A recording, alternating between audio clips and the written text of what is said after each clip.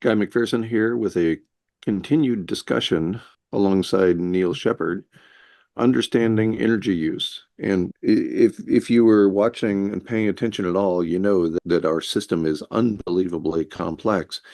And fortunately, we have Congress critters who are way smarter than the rest of us who can understand this information apparently in a matter of minutes. So, Neil, you want to take us down the path again? Sure. In only an hour, that they can look at a Sankey diagram and understand our dilemma and figure out solutions to it. It's amazing. So, really focusing in on China and the story of coal. Again, we've told the story of coal way back, where it comes from, how we got into this as the first major fossil fuel. And coal is still with us, but we've moved it to Asia, and we are going to look into that in some detail here. This is China electricity generation by source. And you can see this chart from Statista breaks it down into coal. I'm reading from right to left here in the legend. Coal is dark black, gas, other fossil, nuclear, hydro, other renewables, bioenergy, solar, and wind. And so coal is such a majority that all the other categories are down here at the bottom. Hydro is the next biggest in China. They've built massive dams. The Three Gorges Dam, the largest dam complex in the world, is part of their massive hydro infrastructure that makes hydro the second largest category after coal. But wait, there's more. Wind is the next largest, and then solar after that. China's nuclear capabilities in nuclear power are still smaller than that, and they're building them as fast as they can. But coal is king in China. We really have made a decision as a society, a decision to sort of make China most of our manufacturing, and they're using coal to power their industry and their electricity there. Comments? Right. And look at the growth in coal too, from the year 2000 when it was about 1,000 terawatt hours to 2023 when it's about 6,000 terawatt hours. A nearly six-fold increase in 23 years. That's nothing short of amazing. Right. But we can't doubt that China is committed to the environment because they have expanded renewable energy faster than pretty much any other country. So that's good. Coal bad, renewables good. And they're making all of those renewable devices, the massive wind turbines, the blades, the generators that are inside the massive housings of those wind turbines, the solar panels, the photovoltaic panels, which are based on silicon wafers inside of glass. All of that has to be made using a lot of heat and power and electrical production, and they're using mainly coal to produce renewable devices. I'm trying to capture the Bob Hopian irony of that. Oh, yes. But it's all good, and we need to be seeing China as a role model. Yes. China is just following what we did for generations ahead of them, because we discovered and took advantage of the technology first, and this country grew on coal. Indeed. They don't have the oil and gas resources that we do. At least if they do, they haven't discovered them yet. They have some, but they don't have anywhere near. But they do have coal in their country, in China Right. and across Asia. And so they're just using the energy source that that's available to them, and they're building Chinese nuclear power reactors as fast as they can.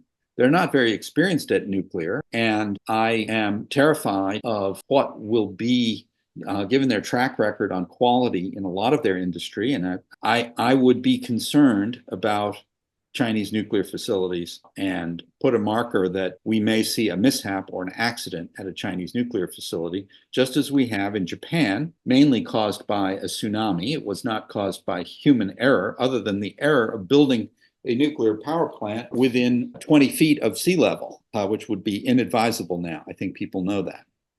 Comments? And before that, Chernobyl, and before that, 3 Mile Island in Right. this country. Yes. And Chernobyl is a very dangerous type of nuclear power plant to operate and was operated badly by the Soviets. It's actually located in Ukraine, but it was operated by the Soviets and something screwed up there. The good news there is that they were able to encase the nuclear materials with concrete because it has a solid substrate, unlike what happened at Fukushima Daiichi. Yeah, it just blew up. And so, Japan, much less than Ukraine or Soviet Russia, Japan is a long, thin island chain. Another nuclear disaster could literally cut the country in half. I mean, Fukushima has a 20 or 30-kilometer exclusion zone around it to this day. And if you look at a map, that's about a third the width of the country at that juncture. To just dramatize Fukushima and its exclusion zone and its radiation zone are indicated here on a map from Safecast. Let's zoom in. There's Fukushima. You can see that the most dirty radioactive zones in yellow and red are distributed here. It's never a neat circle. It depends on the wind. And when I say that it cut the island by a third, I don't think I'm exaggerating that much. The affected area is at least a third of the width of the island at that point. This is an ultra close-up of how much radioactive areas in the red, and the yellow is the worst. And the exclusion zone, the permanent exclusion zone, I believe, is this green. But everything here is regulated. A lot of people have had to leave their homes. Japan, like China, does not have a lot of oil and gas, does not have other resources. Japan's options on the energy front are limited. But this chart here really dramatizes the energy component of global coal consumption. And you can see that Asia Pacific, and you can just read China as most of that, has just blown up. It blew up starting in 2000, which is really when China was growing, but just exploded after 2000. And you see coal use just doubling or tripling. And then I'll take North America as the purple. We've really gone down. So kudos to us, right? But what's really happened is all that stuff that we used to manufacture using coal to fire electricity, or coal as an essential power and ingredient, such as coke ovens, coke steel that uses coal. That kind of steel production has shifted to China and Asia and other countries where the environmental laws allow it, and it uses coal directly in the manufacture of certain types of iron and steel. And then Europe has gone down overall in coal. But again, it's all shifted, and by any measure, it's just exploded in China. In other words, if you look at this chart, the amount by which, if you look at the peak coal for Europe, North America, and rest of the world is where my arrow is. It's about 1987. And at its peak, that was only a third or even a fourth of what China's coal use is today. So if all we did was shift coal use from all these other places to Asia, that would be one thing. But that's much less. If we shifted it, we would take where my arrow is now at that peak there, and we would see that we've basically cut it in half everywhere else. Our peak use was cut in half. But the net coal use that's showing in Asia Pacific, mainly China, is 3 or 4 times what we have cut in the West. So it is not just a shift. It is a massive increase in coal worldwide, as this chart amply illustrates. Any thoughts, Guy, on this? This is an amazing figure. The growth of coal consumption in Asia, and primarily in China, is amazing within a very short period of time, from about the year 2000 to around 2005. Maybe if you want to be liberal about it, we're talking about an 8-year period in which the global coal consumption almost doubled. Yeah. But let's look at exactly what's happening in China's coal use in the last 18 months to 2 years, because that's what will really give us a picture of where it's headed. The theme of China's efforts to curtail or even level out its use of coal, we could say, is decarbonization. It ain't that easy. Let's look just in 2023, February, just looking back at 2022, at start of 2023, it was clear that China approved the equivalent of 2 new coal plants a week in that year. This article in Choice from June 2023 asks, more renewables, more coal. Where are China's emissions really headed? This is the question. In December of last year, 2023, almost a year ago, China's power sector emissions to surpass 4 billion metric tons in 2023. They could see that China's power sector emissions of carbon dioxide and equivalent gases will surpass 4 billion metric tons for the first time. The country cranks up coal-fired electricity output to new highs. China's total emissions from fossil fuel-powered electricity generation hit 3.99 billion tons through October, making a 5.5% rise from the same period in 2022. China continues to back coal plants despite world-leading investments in renewables. This from December 2023. The country is a world leader when it comes to investment in renewable energy, but it is still opening new coal plants. Why is China doing this, and what is needed globally to ensure its boom in renewables is maximized? Good question. We will address that. China's 2023 coal imports, that's imports from outside of China, hit record on rising demand. That's from January of this year. Imports totaled 474.42 million metric tons, highest on record. China's coal use set to rise until 2026, pushing world's top carbon emitter off track from Paris Agreement. An article from September 2023. This is from August 22nd, 2024, just 3 months ago. China faces 3 challenges to a coal-free future. Despite China's renewable push, coal power is expanding to ensure reliable energy, operational flexibility, and heat. China had a cold year. And so the issue is renewables have never been growing faster in China. They are able to manufacture and deploy renewables on a grander scale than any other country due to their largely coal-fired grid. They are trying to scale nuclear. We'll take a look at that in a minute. But for whatever reason, nuclear is not contributing much more than 4, 5, or 6% to their power grid. Their power grid vastly exceeds, it's nearly triple the power output for China as the entire power output for the United States. Yes, you heard that right. China's electric generation is 3 times that of the United States.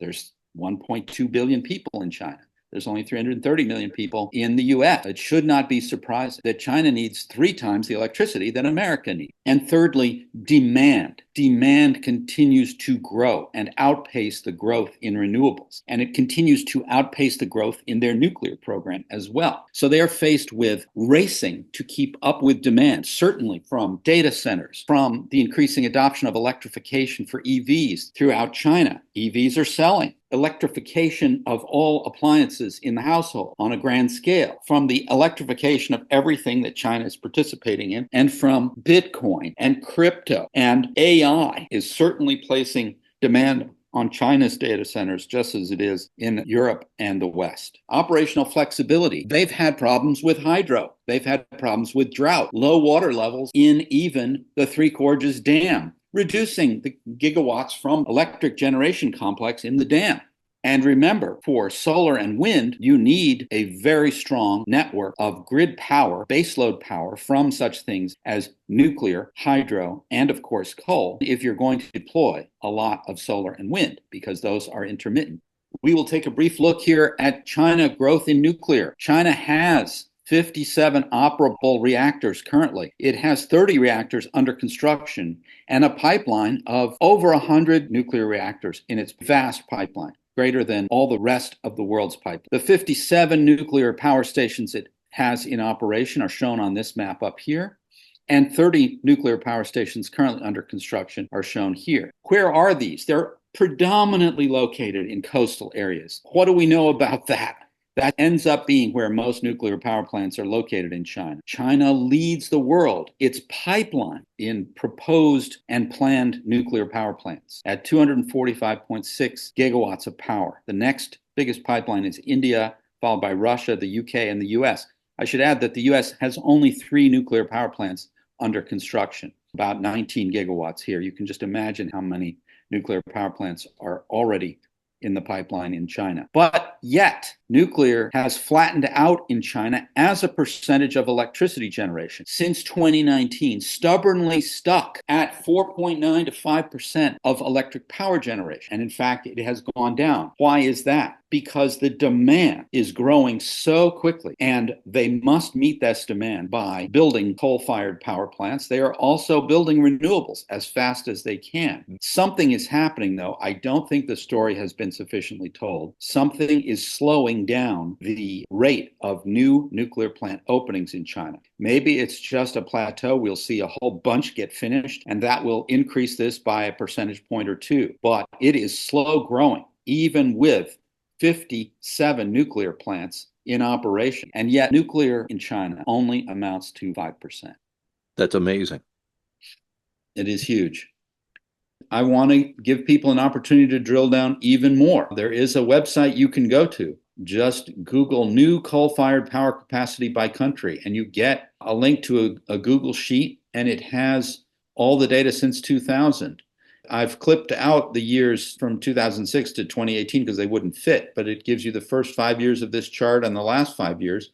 And you just have to look at China. This is in megawatts. Their new coal-fired power capacity by country, MW, is megawatts. Yeah. And the biggest growth here, the United States is here, but behind Vietnam, Japan, South Korea, which have been adding. So all those Asian countries have actually been adding coal faster than the US because they lack the other resources that we have, natural gas and oil. Well, if you look at the last 5 years, the United States is at 0, 0, 0, 0, and 0. Yes, indeed. We've built no new coal. Very important. Glad you pointed that out. In the last 5 years, we've built none. And so has Germany in the last 4 years. But India and China, I mean, it's mainly China, it's the heavyweight, the global gorilla in coal by any stretch on a grand scale in a non-optional way. They can't cut back on that substantially until they get their nuclear energy spun up. And even that, I suspect, will be additive. I could be wrong, but in other words, if we're looking at this chart in another 20 years, in 2044, will we see that they've shunted coal way down to US level and they're now using nuclear, or will they be using all the nuclear power they're building plus a lot of coal? I don't know. Go to this chart and go to this data. If you think that I'm leaving something out in these other charts, and these are not my charts, they're just data that I have pulled together. But if you want the granularity, it's available. And we summarize this short, in-depth view into China's coal use and growth as we do now with a reflection on hydrocarbon man. How do we unwind this? How do we get out of this? It's literally like the tar baby. Your one hand is stuck on the tar baby and you use your hand and foot to pull that hand off, and then your hand and foot are stuck on the tar baby. And what if there is no way out? What if you're just stuck to that tar baby? Then what? You're stuck unless you want to go back. On the left, it says just human muscle, slaves, and animals. If we want to go back to just human muscle, hopefully not slaves, and animals for all of our rotary and linear power, then we could do that. I don't hear anyone proposing that. No, I suspect if you brought that up on the floor of Congress, you wouldn't last long.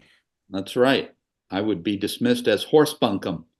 And even though I respect four-leggeds and the amount of power and service that they're able to do when properly cared for and trained for us humans, but most of the people I know in California who have horses treat them as very expensive pets. Right.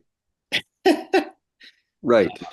So, and that's way better than what was happening from, say, 5,000 years ago till quite recently. there is one population in North America that I have visited and have a great amount of respect for that is not hydrocarbon man or Homo carbonicus, and that is the Mennonite and Amish peoples of mostly Pennsylvania and Ohio. They're spread out in many more states, but they're concentrated in Pennsylvania and Ohio. And truly, they use very little and mostly still use four-leggeds for their power source. Yes. And whereas I suspect most people would say that's a great thing to do, you'd have a hard time getting most of those people to do it. Indeed. You visit Lancaster County, and I had this romantic idea that when we visited Lancaster County, we would have the only vehicle in the whole county, and we'd be sneered at by Amish in their horse and buggies. But to my dismay, most of Lancaster County is shot through now with strip malls and highways and stroads or street roads. And the Amish, sadly, are huddled in their horse buggies, gingerly trying not to get run off the road by the cars and trucks that now barrel through that county. It is not the Amish community of that movie that came out in the 70s with Harrison Ford, and it was some crime movie that set in Amish country. It's changed just since then, unfortunately. I think the way of life is under threat. I have no doubt. I mean, can you imagine going up against Homo carbonicus, hydrocarbon? I wouldn't give myself good odds on that. Right. Well, again, thank you, Neil, and thanks to the audience for watching, for listening, for paying attention. This will be just a hint at what we're going to go into in future episodes. So, Great. again, for staying tuned. Thanks, Guy. Cheers.